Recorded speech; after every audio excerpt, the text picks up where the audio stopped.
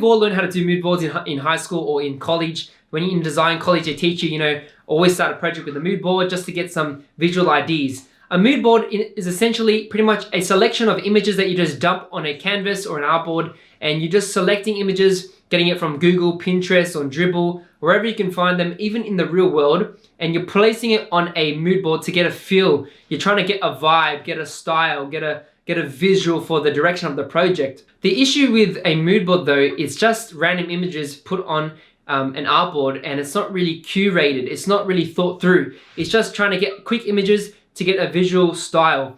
But there's a better way, and that's doing stylescapes, or some people may call them brandscapes. So a stylescape is pretty much a better version of a mood board. And I've learned how to do stylescapes through learning from the future, Chris Doe, who talks about it. It's really interesting and really cool. And a stylescape is pretty much, you can use 1080 by 1940, or do like an A4 size or A3 size, and do it long ways. So do it a long landscape canvas, and you can do it, just think of like 3 artboards next to each other, and because you want like a landscape, you want it to be long. And what happens is when you have a client meeting, you print it off and you can show them so they can look through it. But the key difference is, in a stylescape, you don't just show any image.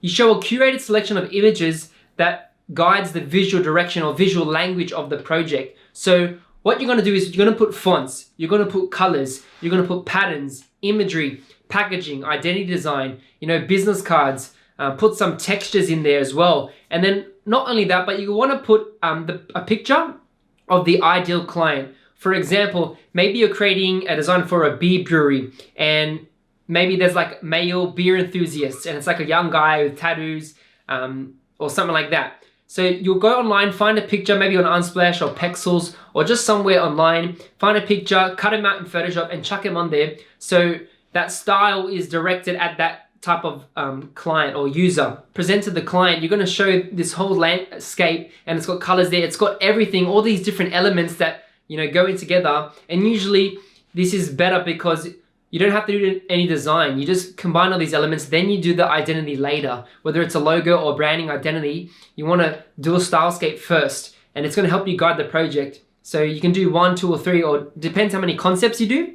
Try and aim for 3, and then you can do 3 different stylescapes. You'll present to the client after you've done the brand strategy and that stuff. And then so when they see it, then they can choose a direction that they want to go into the project.